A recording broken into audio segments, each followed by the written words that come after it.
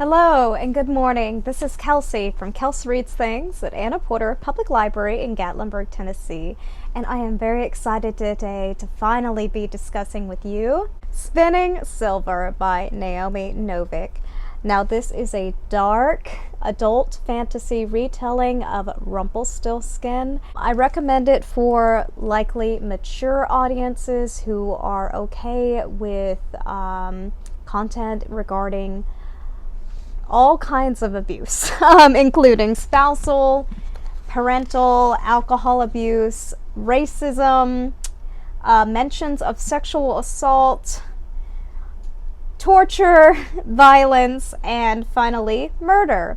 So if you believe you're mature enough and excited enough to read about those topics, then Spinning Silver will definitely be an A-OK book for you. Okay, now that I've got those gruesome details out of the way, let's dig into the plot. Our story opens with Miriam, a young Jewish woman who lives in an indiscreet Russian village with her parents. She is the daughter and granddaughter of moneylenders. However, her immediate family has been not faring well in the last few years. After being driven into the edge of poverty due to her father's soft and gentle nature, Miriam decides to take her family's matters into her own hands and takes over the money lending business. She takes it over with precision, cool calculating, and bite. She takes no prisoners, but she makes sure they pay her back fully with interest. Miriam eventually gains the reputation of being able to turn silver into gold as a moneylender, and unfortunately, an ill-advised boast of her skills catches the attention of a Starry King. And Starry Kings are these like fey, wintry, icicle creatures who are definitely one of the villains of the plot. And these creatures raid Miriam's as well as other Russian villages during the winter time and steal all of their gold. They also cause abuse towards the people, especially the women. And there's also an endless winter, and soon Miriam and two kingdoms' fates weigh in the balance of not only her abilities but also those of a poor abused farm girls and a local lord's unhappy daughter. Will these three women be able to work together in order to end the threats by the monsters that they face? Find out by reading Spinning Silver by Naomi Novik. Okay, so that was the general plot of Spinning Silver by Naomi Novik. I personally did enjoy it. I thought it was a bit long in length, and there were quite a few differing perspectives, and a few of them I thought were a little bit unnecessary, and I personally believe if they had been cut, the story would have flowed a little more thoroughly. And overall, I gave it a rating of 4 stars. So now let me dive into a few of the reasons why I gave it 4 stars. So some of the themes, as I mentioned, include a dark adult fantasy. It's whimsical. It's a typical average fantasy. It was a very loose retelling of Rumpelstiltskin, and something that I liked about this retelling is it actually has Miriam, in a sense, being Rumpelstiltskin, and then the tables kind of turn. But the thing that made me mad about that was the fact that these villagers took advantage of her family and her father's kindness for years. And then as soon as she starts to make people pay up what they owe, she immediately becomes a villain. So that was frustrating to read about.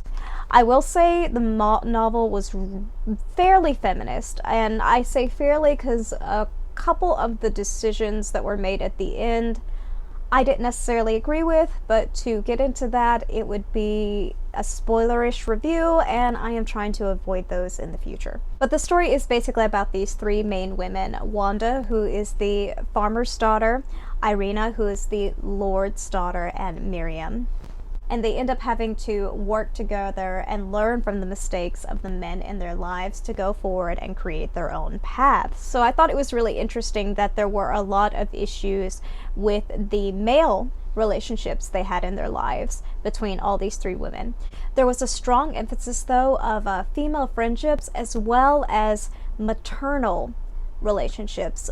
There were quite a few motherly bonds that were really significant and really special to read about, and that was something I did enjoy about the novel quite a bit.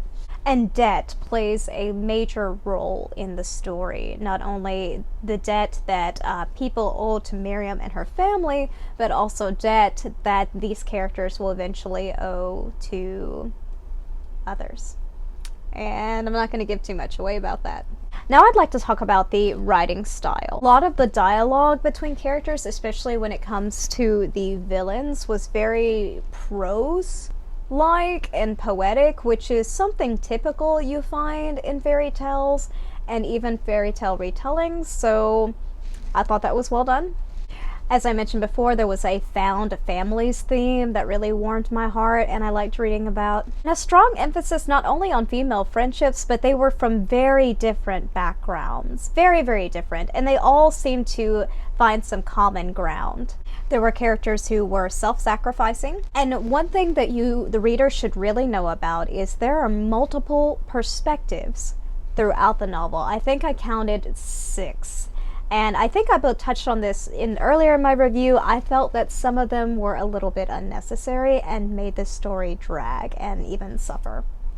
The world building was pretty spectacular, as is to be expected from fantasy series. And that's all I really had to say about the writing style specifically. I do wish between the chapters the perspectives of the characters change, and there's no indication other than like maybe a page break with a little spinning wheel, but they don't introduce who the character is, so you'd have to actually read for a few moments to realize who you're reading about, and that personally frustrates me. That was one of my major critiques, is if you're going to change perspectives within a chapter, at least indicate who is speaking, please. As for the characters, I thought they were all pretty dynamic, relatable, and impressive.